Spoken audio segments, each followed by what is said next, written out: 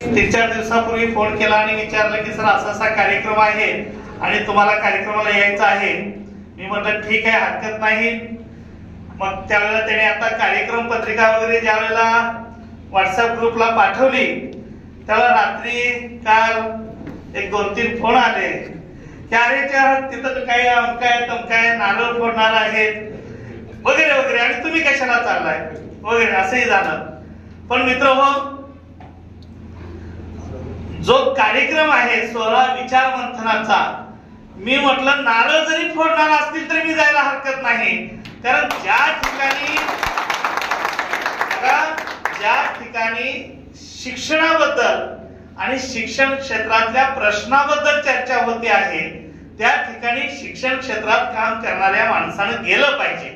कारण तुमचे वैयक्तिक काही असू द्या किंवा तुम्ही कोणत्या संघटनेत काम करताय, मी कोणत्या संघटनेत काम करतो याचा काहीच प्रश्न नाही।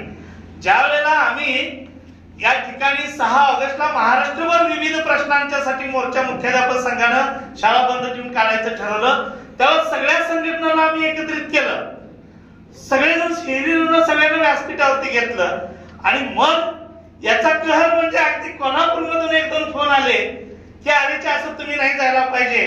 पण त्यामधून सुद्धा सकाळी मुख्याध्यापक महामंडळाचे माजी सचिव दत्ता पाटलांचा कॉल आला आणि तुम्ही गेलं पाहिजे म्हणून सांगितलं। मी म्हटलं सर मला कोणाचा कॉल आला काय नाही आला काय, मी जाणार। कारण या ठिकाणी निश्चितपणे मी सुद्धा 14 वर्ष विनोदाचं काम केलेलं आहे, 2008 ला 100% आलेलो आहे, तुमच्यासारखं आयुष्य मीही जगलेलं आहे। आणि त्यावेळेला मग आता मगाशी भगवान अप्पापासून इतर आमदारांची नावं आमचे मित्र खांडेकर सरांनी सांगितले, यांच्यासाठी आम्ही भरपूर पळालो ना, अनेक आमदार त्यातून झाले, हरकत नाही। पण लक्षात येत आहे अलीकडचा काळ की आयता सोन्याचा चमचा घेऊन जन्माला येण्यापेक्षा शिक्षण क्षेत्रामध्ये नेतृत्व करणारी माणसं ही संघर्षातलीच असली पाहिजेत।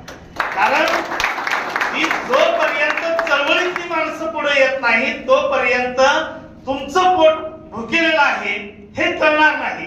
आणि म्हणून म्हटलं जगदाळे सरांचा प्रचाराचा नारळ जरी फोडायचा असेल तरीही मी त्या कार्यक्रमाला जायला पाहिजे आणि म्हणून मित्रहो या कार्यक्रमाला आलेलो आहे। प्रश्न खूप आहेत मित्रहो।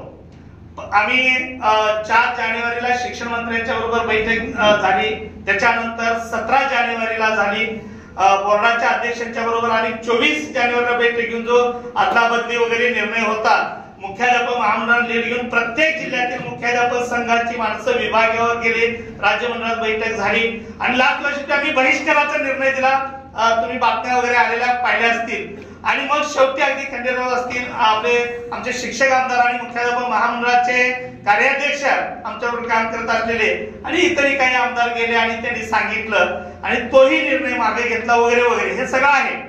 पण आपल्याला अनुदानासाठी जो 14 ऑक्टोबर 2024 चा शासन निर्णय पुढील टप्प्याच्यासाठी दिलेला आहे, जगदाळे सर त्याच्याकडेही आपल्याला खात्रीशीरपणे बारकाईने पाहिलं पाहिजे। तुम्ही पत्र काढून घेतलं, लातूर विभागामध्ये मोरे साहेबांच्या सारखे चांगले अधिकारी आहेत, त्या ठिकाणी त्यांनी यादी तयार ठेवली। पण या शासन निर्णयामध्ये ज्या ज्या गोष्टी सांगितलेल्या आहेत, 16 नंबर मुद्दा 5% शाळा कॉलेजची तपासणी झाली पाहिजे, ते तपासणीसाठी एका जिल्ह्यातून दुसऱ्या जिल्ह्यामध्ये 17 नंबर मुद्दा आहे की भरारी पथक नेमलं पाहिजे आणि याच्यामध्ये पुन्हा टप्पावार देत असताना शिक्षण अधिकाऱ्यांचं प्रमाणपत्र असलं पाहिजे, ज्युनियरच्या बाबतीमध्ये उपसंचालकाचं प्रमाणपत्र असलं पाहिजे आणि ही प्रमाणपत्र शिक्षण आयुक्तांनी जपून ठेवली पाहिजे, असं हे सगळं त्याच्यामध्ये म्हटलेलं आहे।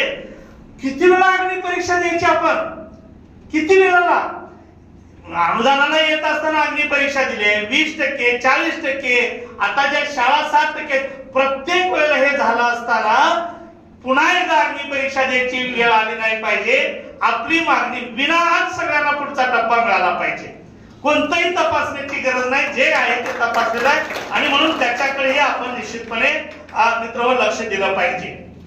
विनाअनुदानित ते अनुदानित वर्ण बदलीचा सध्या थांबलेला आहे, मंत्रालयापर्यंत खरं तर प्रत्येक गोष्टीचं विकेंद्रीकरण केलं पाहिजे, पण त्याच्याऐवजी केंद्रीकरण करण्याचं काम करून हे सगळे प्रस्ताव मंत्रालयापर्यंत मागवले जात आहेत।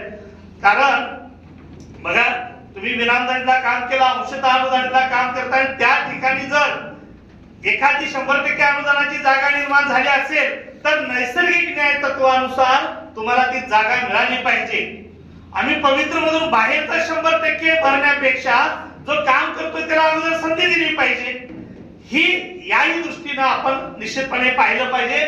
परवाच आम्ही मुख्याध्यापक संघाच्या वतीनं उपसंचालकांच्या बरोबर बैठक घेतली 31 तारखेला, आणि त्यामध्ये सांगितलं की साहेब या 14 ऑक्टोबरच्या शासन निर्णयात सेवक संच 24-25 चे झाले पाहिजेत असं म्हटलंय.